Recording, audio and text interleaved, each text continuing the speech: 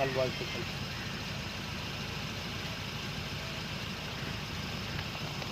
பண்பாட்டு ஆய்வுகள், தொன்ம ஆய்வுகள்,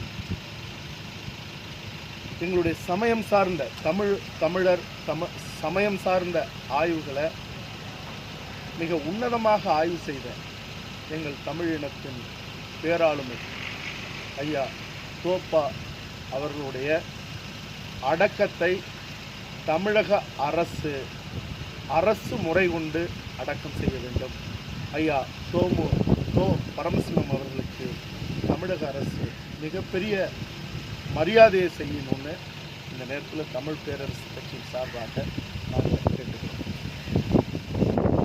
டிசம்பர் 9ஆம் தேதி ஆயிரக்கணக்கான எங்களுடைய தென்காசி மாவட்ட மக்கள் சாதி மதம் பார்க்காமல் அத்தனை தமிழ் குடிகளும் சேர்ந்து எங்களுடைய முத்துராமலிங்க தேவரையா அவர்களுடைய பெயரை தாக்கிய கல்லூரியை கேரளத்து பெண்மணி நேர்மையற்ற முறையில் ரமாதேவி அவர்கள் அதை ஆக்கிரமிச்சுக்கிட்டு இருக்கிறது எதிர்த்து நடத்தின முற்றுகை போரில் ராஜேந்திர பாலாஜி அவர்கள் அமைச்சர் எங்கள்கிட்ட நேரடியாக கல்லூரிக்குள்ளே இருந்த எங்கள்கிட்ட பேச்சுவார்த்தை நடத்தி முதலமைச்சர் அடுத்த நாள் டிசம்பர் 10ஆம் தேதியே உங்களை சந்திக்க தயாராக இருக்கிறான்னு சொல்லி எங்களை அழைத்து கொண்டு போய் எங்களுடைய குழுவை அழைத்து கொண்டு போய் இதுவரைக்கும் ஒரு தீர்வு ஏற்படாமல் இழுத்தடிப்பதுங்கிறது கடும் கண்டனத்திற்குரியது.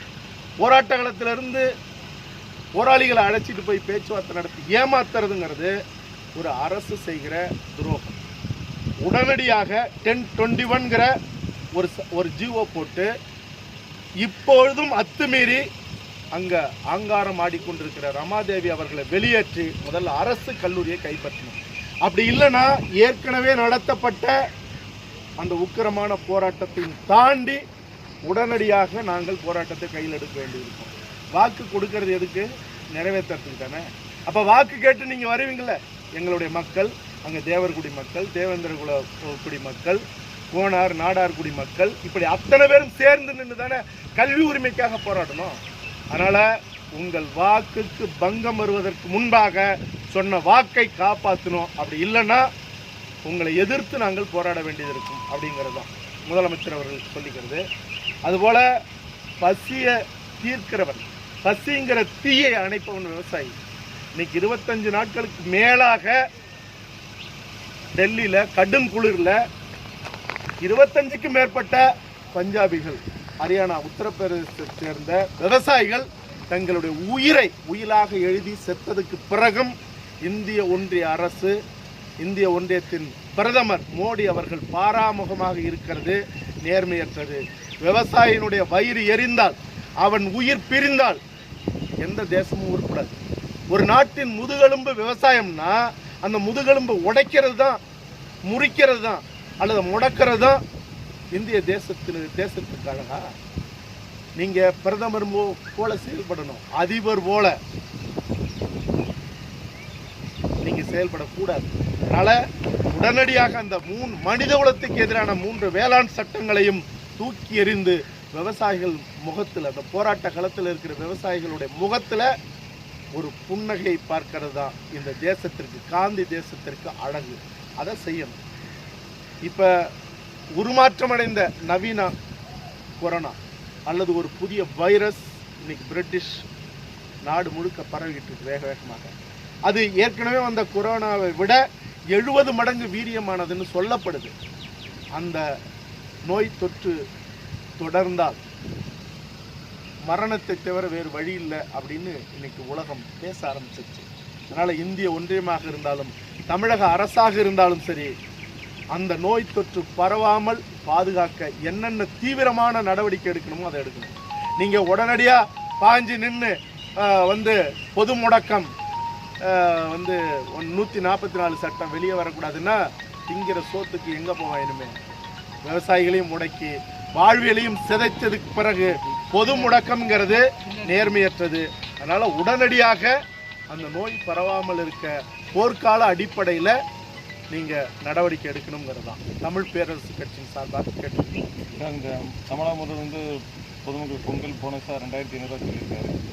அதை பற்றி அதாவது எங்க மக்களுக்கு பணம் தருவதுங்கிறது, உதவி செய்யறதுங்கிறதெல்லாம் ஒரு நேர்மையோட இருக்கணும்.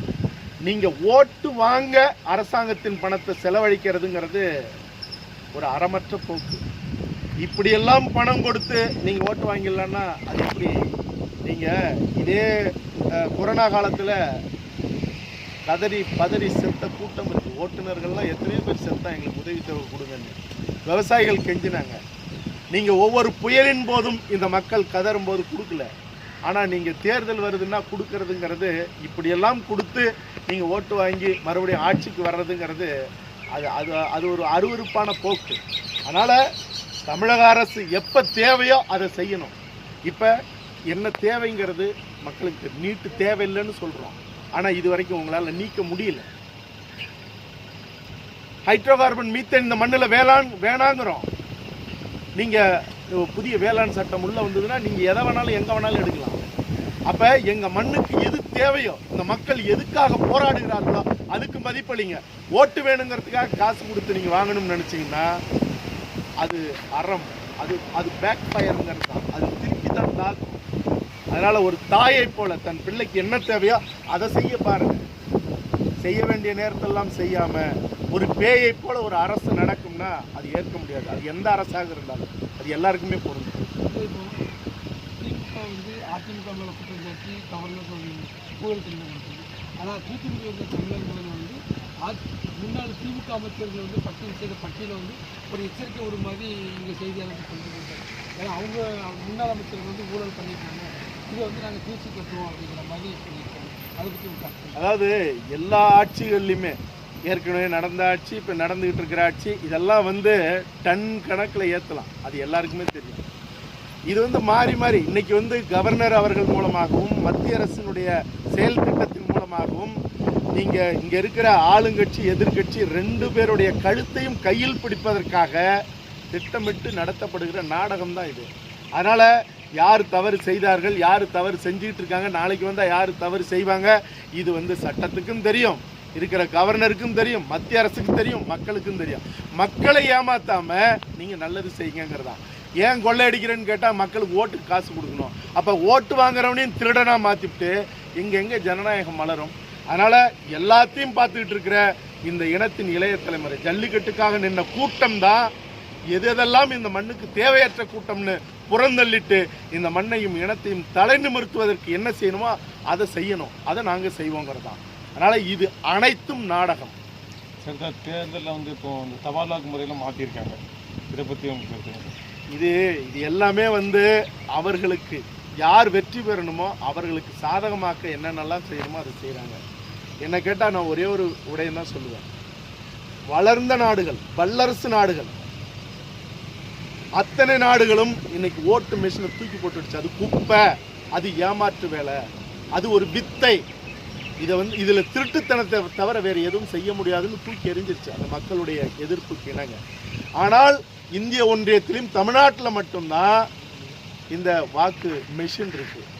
ஓட்டுச்சீட்டு வரும்போது தான் நல்லவன் வருவான். இல்லாட்டினா திருடனும் கொலைகாரனும் குற்றச் செயல்களில் ஈடுபடுறவனும் மட்டும்தான் வெற்றி அடைய முடியும். அதனால ஓட்டு மெஷினை எதிர்த்து என்னைக்கு புரட்சி வருதோ அன்னைக்கு தான் இந்திய ஒன்றியம் உருப்படும், தமிழ்நாடு உருப்படும்.